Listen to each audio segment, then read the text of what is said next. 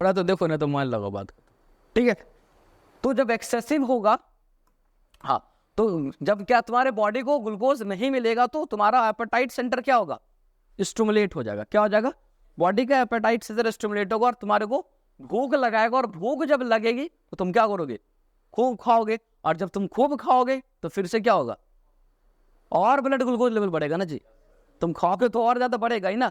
तो लिटरली तुमको भूख लगना नहीं था, लिटरली तुमको क्या था, भूख लगना नहीं था, लेकिन बाय फॉल्स कि तुम्हारा सेल के अंदर में ग्लूकोज नहीं जा रहा, तो हेपेटाइट सेंटर स्टिमुलेट हो जा रहा, तुम खा रहे हो, फिर रिटर्नली और तुम डाइट में तुम वैसे चीज लिए जो शुगर को आ रहा, वैसे क्या रोटी चावल तो खाओगे ही ना, तो वो तो ऑलरेडी और थोड़ा सा कार्बोहाइड्रेट रिच है, तो वो क्या करेगा, ब्लड ग्लूकोज के लेवल को बढ़ाता है, ठीक है। चलो, तो इसलिए कहा जाता है कि डायबिटिक वालों को तो थोड़े थोड़े देर पे खाया करो। क्यों, थोड़े थोड़े देर पे खाओगे तो पेट को तो कम से कम लगेगा कि भरा हुआ है, हमेशा सेल को नहीं मिलेगा, लेकिन पेट को क्या लगेगा, तो एपेटाइट सेंटर जल्दी, जब खाना आपके जीआईटी में होता है तो एपेटाइट सेंटर स्टिमुलेट नहीं होता, इनहिबिटेड रहता है, कोई जाके भी जगाएगा तो नहीं जगेगा, वो कहेगा ऑलरेडी कहाँ है, खाना पेट में पड़ा हुआ, तुम क्यों जगा रहे हो भाई को, है ना।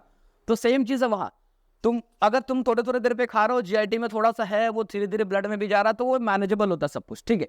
चलिए चलो, अब तुम एक चीज और हम यहाँ पर हम देखते हैं कि यदि अगर हम लोग बात करें एक ग्राफ की, एक तरफ है प्लाज्मा ग्लूकोज कंसंट्रेशन, क्या है, प्लाज्मा ग्लूकोज कंसंट्रेशन, और एक तरफ हम लोग मान लो ये X axis and Y axis, और एक तरफ हम लगते हैं filtration load of glucose, filtration load of glucose. तो वो फिल्ट्रेशन लोड ऑफ ग्लूकोज क्या मतलब है कि तुम ये सोचो, प्लाज्मा ग्लूकोज लेवल एक टाइम में मान लो जीरो तो होगा नहीं, तो आदमी ही नहीं रहे, जीरो मतलब खत्म हो जाएगा, तो एक लिमिट लो, नॉर्मल हम लेते मान लो 70 मिलीग्राम पर डीएल होगा, ठीक है। अब फिल्ट्रेशन लोड का मतलब ये कि जैसे जैसे आपका ग्लूकोज लेवल बढ़ेगा, अभी मैं बताया था कि आपको किडनी पे वैसे वैसे यहाँ पर फिल्ट्रेशन ज्यादा ग्लूकोज आएगा, तो इसके बेचारे के पास लोड क्या होगा, इसको जो फिल्ट्रेशन आएगा, अभी रीअब्जॉर्प्शन लोड बढ़ेगा, वो अलग बात है।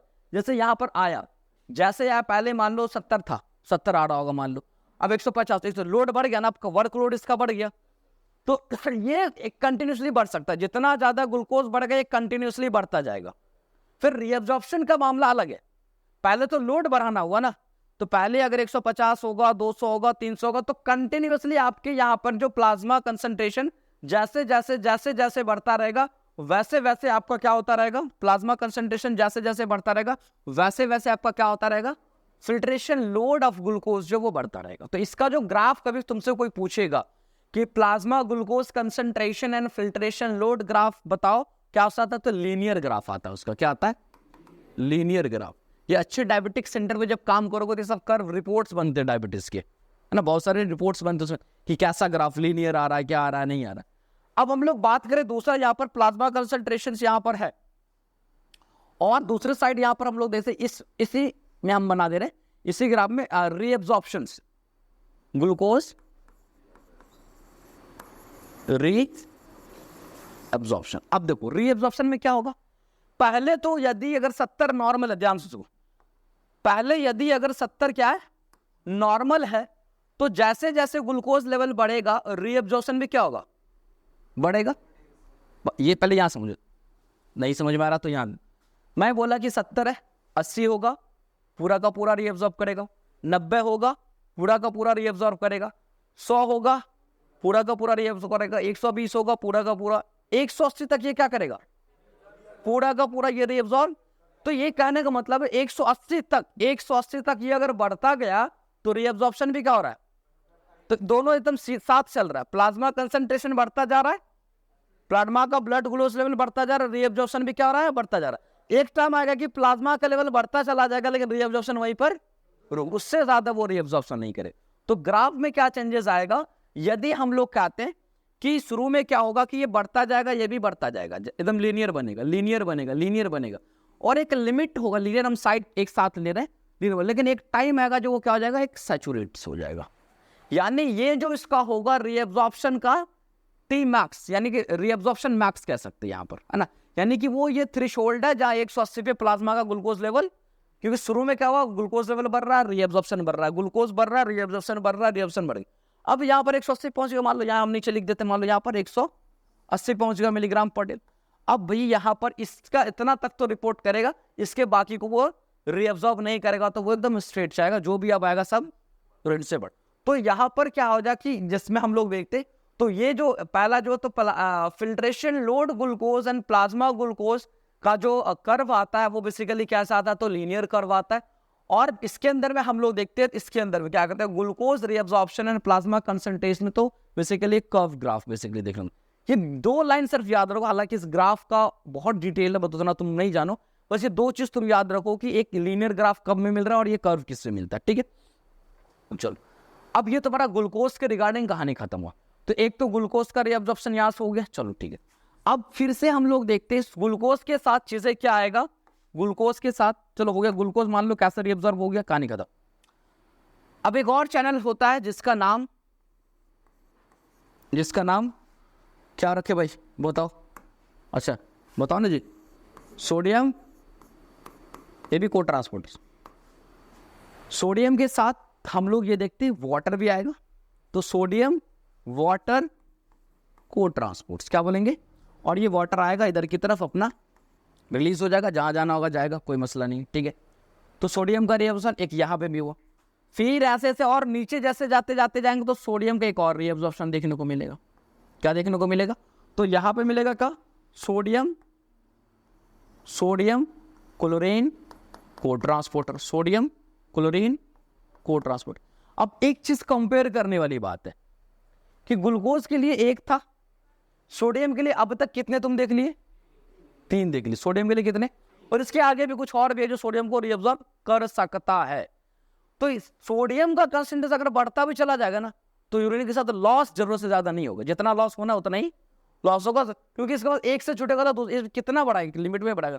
तो सोडियम में नॉर्मली हम लोग देखते हैं कि इसके अंदर जो रीअब्जॉर्प्शन की कैपेसिटी है, इसका जो थ्रेशोल्ड होगा वो काफी ज्यादा देखने को मिलेगा, उसका जो थ्रेशोल्ड आएगा वो लगभग तुमको काफी ज्यादा देखने को मिलेगा, ठीक है।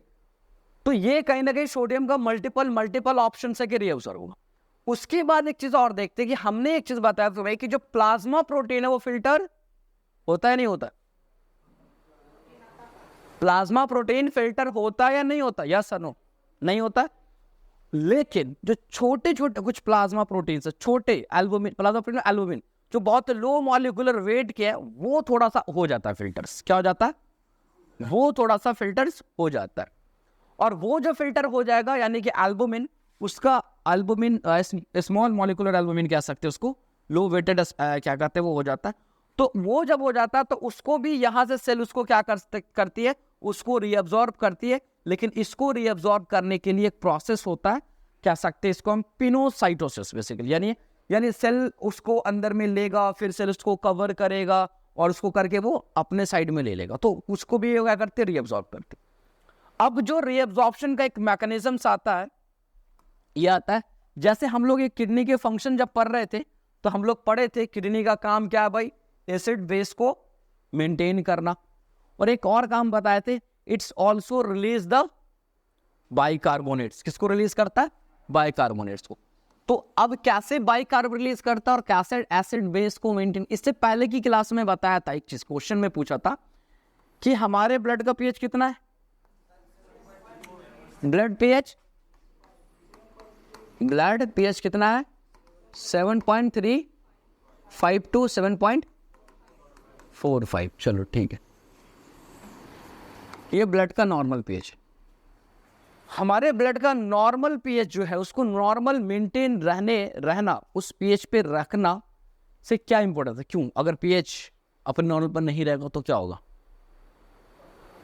एक स्टैंडर्ड पीएच है और इस पीएच पे ब्लड स्लाइटली कैसा होता है, अल्कलाइन होता है,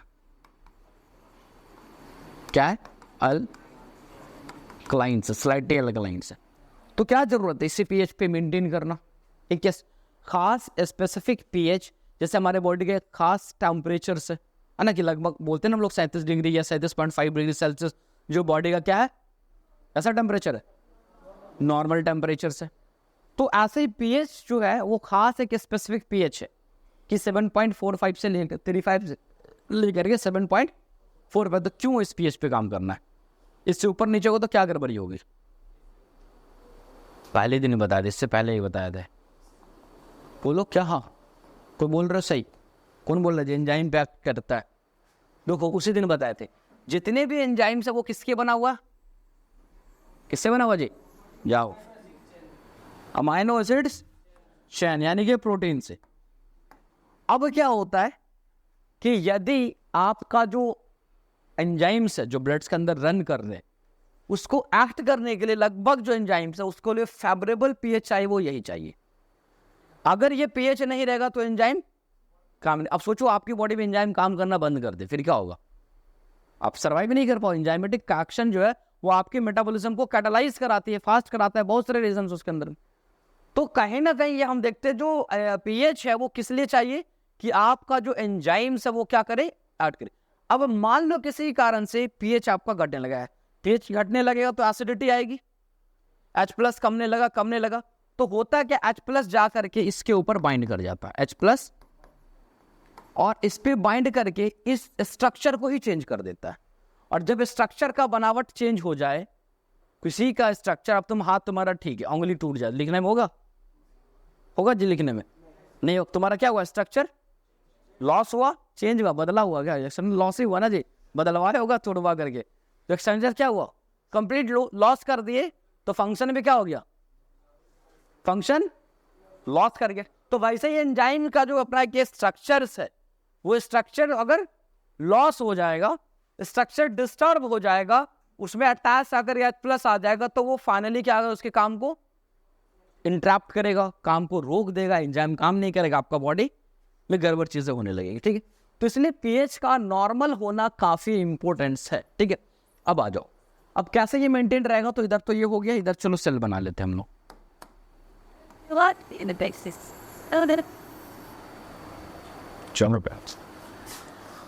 तो सबसे पहली बात हम लोग देखते हैं कि बाइकार्ब फिल्टर हुआ, क्या कहते हैं 2CO3 है ना, HCO3 सीधा, H2HCO3 माइनस है ना। तो बाइकार्ब तुम्हारा क्या हो गया? यूरिन में, प्लाज्मा में होता है ना जी। तो ये फिल्टर होकर क्या आएगा? ठीक है, अब ये जैसे फिल्टर होगा तो इधर रखा रहेगा। आपके इसमें जैसे सेम ट्रांसपोर्टेशन चल रहा था, तो एक ट्रांसपोर्टेशन चलेगा CO2, गैस को भी रीअब्सॉर्ब करते। किसको? वो गैस को भी रीअब्सॉर्ब करेगा। अब तुम्हें पता है कि सेल के अंदर तो वाटर के लिए तो जानना ही नहीं, वाटर कहाँ से आ रहा है, तो वाटर भी होगा H2। अब ये दोनों मिलेगा तो क्या बनेगा? H2CO3 माइनस, नहीं माइनस क्यों करेगा? ठीक है, क्या बनाएगा? H2CO3 कार्बोलिक एसिड ये बनाएगा। और ये जो एक्शन होगा किसके प्रेजेंट में? किसके, कौन एंजाइम के प्रेजेंस में होगा? CA के प्रेजेंस में। Very good. कार्बोनिक एनहाइड्रेज किसके प्रेजेंस में? कार्बोनिक एनहाइड्रेज के प्रेजेंस में होगा। और ये जो होता है, ये जो स्ट्रक्चर सभी है H2CO3 का, ये हाईली अनस्टेबल स्ट्रक्चर, ये तुरंत में क्या होता है? स्प्लिट हो जाता है, ब्रेक हो जाता है, टूट जाता है। क्या होता है? This is a highly unstable structure, जिसकी वजह से क्या होगा? तुरंत में ये क्या करेगा? ब्रेक होगा, और ब्रेक होकर के ये क्या करेगा? टूट जाएगा। अब ये टूटने से क्या बनेगा? एक तरफ बनाएगा H+, दूसरी तरफ क्या बनाएगा? H+ इधर चला गया तो HCO3 माइनस, HCO3 माइनस, जो ये क्या? बाइकार्ब। और इस बाइकार्ब को बाहर निकलने का यहाँ चैनल ऑलरेडी बना हुआ, ये बाइकार्ब इधर से चला जाएगा बाहर। अब ध्यान दो, अब ये जब H+ आएगा किसके साथ? H+ यहाँ पर तो प्रोटॉन पंप से कुछ है, प्रोटॉन्स निकलने का रास्ता यहाँ पर प्रोटॉन कैसे निकलता है बताते। यहाँ पर प्रोटॉन निकलता है कैसे? तो यहाँ से सोडियम जो है, यहाँ पर चैनल होता है, तो इस चैनल का नाम होता है सोडियम, यहाँ पे अंदर आएगा। और सेम टाइम पे क्या होगा? जो H+ है वो कहाँ जाएगा? बाहर जाएगा। तो ये एक आ रहा, एक जा रहा, तो ये क्या होगा? एंटीपोड्स। तो sodium proton antipode channel, antipode मतलब अपोजिट है ना, अपोजिट। तो कोई पूछे जो प्रोटॉन है वो इसके अंदर में, यानी कि तो अब ये प्रोटॉन का क्या हो रहा है? सिक्रेशन हो रहा है। एक तीसरा पार्ट बताते हैं, सिक्रेशन बताएंगे। तो प्रोटॉन का क्या हो रहा है? सिक्रेशन हो रहा है। तो प्रोटॉन इसके अंदर आएगा, और जैसे प्रोटॉन इसके अंदर आएगा तो ये H+, ये मान लो प्रोटीन आया, और ये H इधर से पहले से क्या था? यहाँ पर HCO3 माइनस, ये दोनों आपस में क्या करेगा, ये दोनों आपस में बाइंड करेगा, और ये दोनों जब आपस में बाइंड करेगा तो हाँ दोनों आपस में बाइंड करेगा, और जब दोनों आपस में बाइंड करेगा तो क्या बना देगा, H2CO, H2CO, एक मिनट, H2CO3 ना, हाँ H2CO3, ठीक है।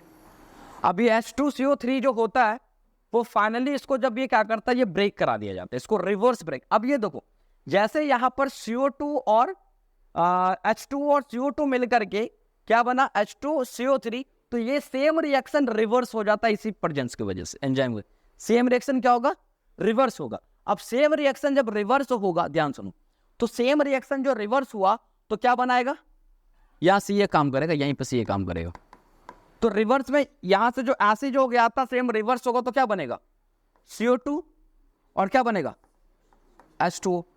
ये रिवर्स होगा तो क्या बनेगा, CO2 और H2। CO2 कहां आ गया, वाटर अगर एब्जॉर्ब होना तो आगे चल के एब्जॉर्ब होगा, और एब्जॉर्ब नहीं होना तो यूरिन के साथ वो चला जाएगा। अब एक बात समझो, फिल्टर कौन हुआ, ये वाला, ये फिल्टर हुआ था क्या, बाइकार्बन। क्या ये बाइकार्बोनेट रीअब्जॉर्ब हुआ है, ये वाला हुआ है, ये तो हुआ ही नहीं, फिर नया बाइकार्ब बन के वो रीअब्जॉर्ब हुआ। तो हम ये कह सकते हैं कि किडनी बाइकार्बोनेट बनाती है, बना रही है ना, ये ध्यान से समझना कि किडनी जो बाइकार्ब्स का सिंथेसिस करती है, क्यों कि फिल्टर हुआ, ठीक है, उसका रीअब्जॉर्प्शन भी हो रहा है, लेकिन जो मॉलिक्यूल्स यहां पर फिल्टर हुआ क्या सेम मॉलिक्यूल्स जा रहा है, सेम मॉलिक्यूल्स रीअब्जॉर्ब हो रहा है, उससे तो आके CO2 आ रहा है, इधर आ रहा है, वाटर इधर ले रहा है, वाटर से उधर जा रहा है, तो दिस होल मैकेनिज्म। अब ये बाइकार्ब निकला और आपके बॉडी में ब्लड में डालता जाएगा, और ब्लड का जो पीएच है उसको क्या करेगा, मेंटेन करता रहेगा, पीएच क्या करता रहेगा, मेंटेन करता रहेगा, और ये पीएच मेंटेन होता रहेगा, और आपका क्या होता रहेगा, क्या जो ब्लड का फंक्शन है वो ऑलमोस्ट करता रहेगा, और ब्लड का भी। तो हम ये कैसे, अब इसी वजह से क्या हो रहा है, पीएच मेंटेन, तो हम लोग कैसे, यही एक्शन होता रहता है, तो हम लोग कहते हैं कि किडनी का जो काम है वो क्या है, एसिड बेस मेंटेन करना, तो यहां पर चल रहा है एसिड। अब शरीर में आपके बॉडी में, मान लो आपके बॉडी में एक्सेसिव, आगे मैं बताऊंगा, अभी जैसे है कि एक्सेसिव ऑफ क्या होने लगता है, एक्सेसिव ऑफ प्रोडक्शन, अगर बहुत ज्यादा प्रोडक्शन किसका होने लगता है, क्या कहते हैं H+ का, मान लो किसी कारण से आपकी बॉडी में आपका पीएच लो कर गया, पीएच क्या कर गया, लो कर गया, तो जैसे ही पीएच लो कर जाएगा, ध्यान सुनो, जैसे ही पीएच लो कर जाएगा, पीएच लो करने की कंडीशन में क्या होगा कि आपके, यानी कि आपके बॉडी में H+ का कंसंट्रेशन क्या हो गया, ज्यादा हो गया। तो एक तो मान लो यहां पर H+ बन रहा है, इसके साथ ये फ्यूज हो रहा है, एक तो ये मैकेनिज्म दिख रहा है।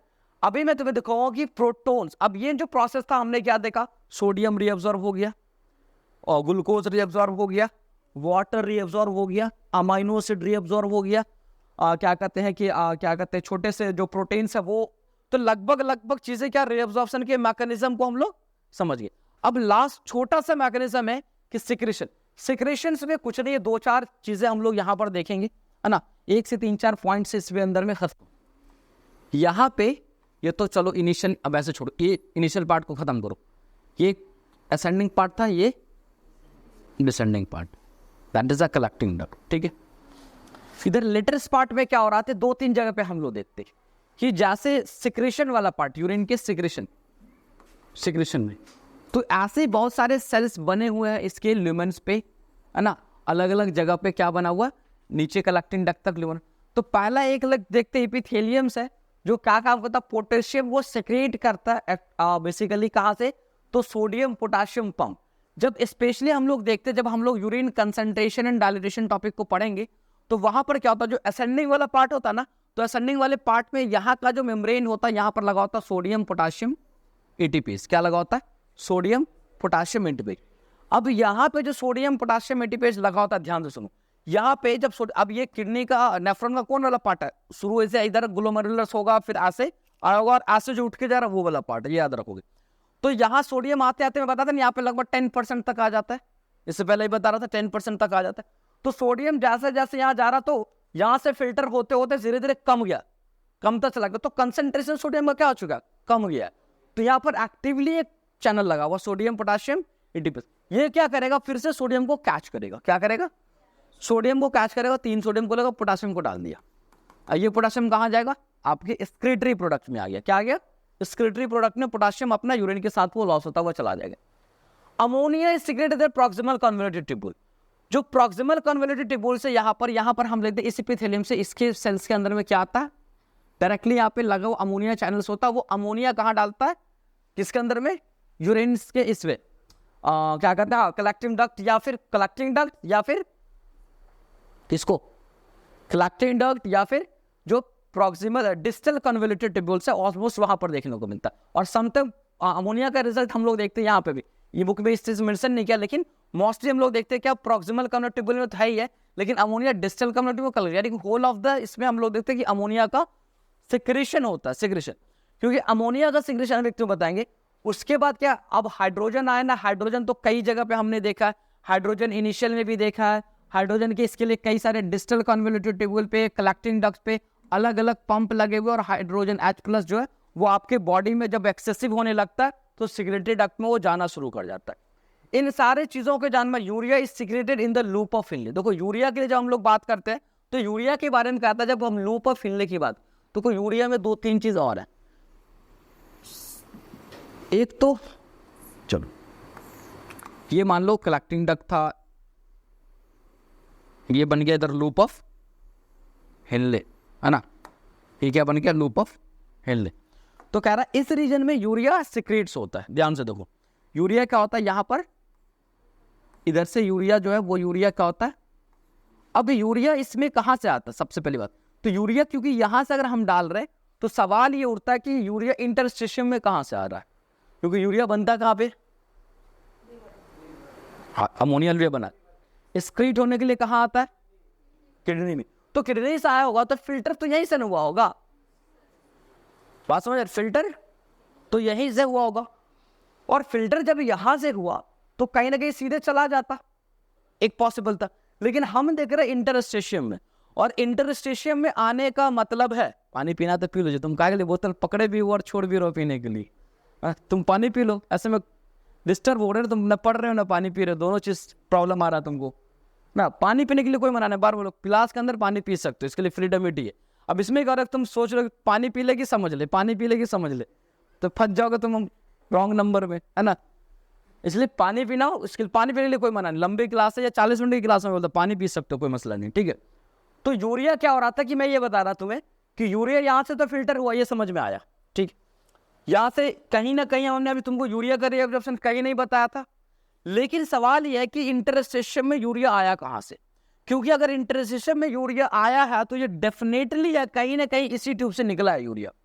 तो यूरिया का जो परमिएबिलिटी होता है, it is the last part of the collecting duct. समझ लो एक तरह से जो लास्ट पार्ट होता है ना, यूरिया जब आता तो यूरिया एक्चुअली में, जैसे यूरिया मान लो आया तो यूरिया एक्चुअल वे में कहीं भी रीअब्जॉर्प्शन यूरिया का नहीं है। ध्यान से सुनो, यूरिया कहीं नहीं, यूरिया सीधे यूरिन में जा करके यूरिया पहुंच ही जाता है।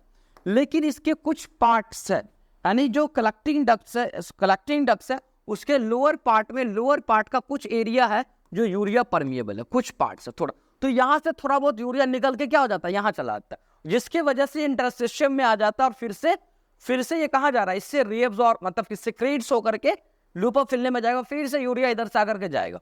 तो एक्चुअली यूरिया रीअब्सॉर्प्शन होना नहीं, क्यों? यूरिया तो है वेस्ट, उसको तो यूरिन के साथ बाहर ही निकलना। तो यूरिया जैसे ही बाहर निकल, लेकिन कुछ पार्ट जो लेटर पार्ट्स कहता है, तो लेटर पार्ट क्या करता है कि थोड़ा बहुत यूरिया को ये रीअब्सॉर्ब करा देता है, और थोड़ा बहुत रीअब्सॉर्ब होने की वजह से क्या होता है कि इस स्पेस में आ गया। बाकी मैक्सिमम यूरिया यूरिन के साथ ही जाता है, याद रखो मैक्सिमम यूरिया यूरिन के साथ। इसलिए तुम देखोगे जब तुम्हारा यूरिन काफी ज्यादा कंसंट्रेटेड होगा तो एक स्मेल आ जाता है यूरिन के अंदर से, तो स्मेल यूरिया ऑक्सीडाइज करता है जब इन्वायरमेंट के साथ, वो स्मेल क्रिएट करता है, ठीक है। तो ये समझ लो कि यूरिया का सिक्रेशन यहाँ से, लेकिन ये यूरिया ट्यूब से ही निकला हुआ, ठीक है। तो फाइनली तुम्हारा ये क्या, सिक्रेशन बहुत छोटा सा टॉपिक है, तो ये कंप्लीट तुम्हारा क्या हो गया, यूरिन फॉर्मेशन कंप्लीट हो गया। किडनी के सारे